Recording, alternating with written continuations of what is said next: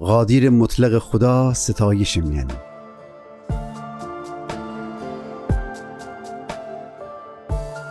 خداوند سپاس ببه. چه خوره میسه که امی خدای سرود امره پرستش بکنیم. چه کیف داری که اون ستایش بکنیم. خداوند اورشلیم ای ورده چکونه و اسرائیل آدم نفرنه کی پخش پلا بستد جمع کنی. اون بشکست دیلان شفا بخشه و اشن زخمان دوده. خداوند ستاره حساب دره و هر تا اوشن نام دنه. امی خداوند پیله و قادریسه و اونی حکمت تمامی نره. اون اوشنه که فروتن ایست سر بلنده کنه ولی شرور آدمان دیم خاک وسینه.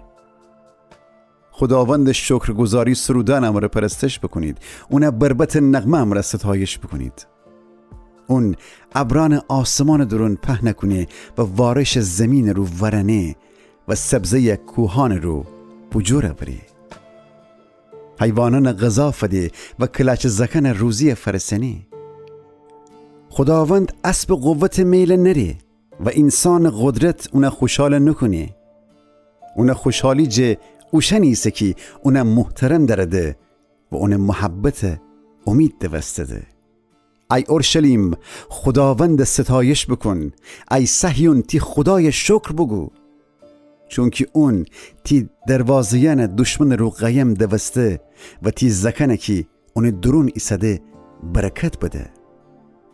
اون تی مرزن صلح و سازش میندره و تره بیترین گندمی نانم را سیره کنی. خداوند زمین فرمانده و هرچی فرمایه دفتن انجام بی. اون ورف ایت لحاف منستن زمین رو پهن کنی و عیاز ایت خاکستر منستن همت جگه پخش کنی. خداوند تگرگ دانیان کجدان سنگ منستن ورنه و کیسه کی بتنه اون سرما تحمله بدره. باز اون فرمانده و یخن آب بده باد اوسیه کنه و آوان دوره. اون خو کلام یعقوب ره و خو قانونان و دستوران اسرائیل ره واگویا بکده. اکار فقط درباره اسرائیل انجام بده و نه ایت دی قوم ره. هنوسی الباقی قومان اون شریعت امره آشنا نید. خداوند سپاس بده.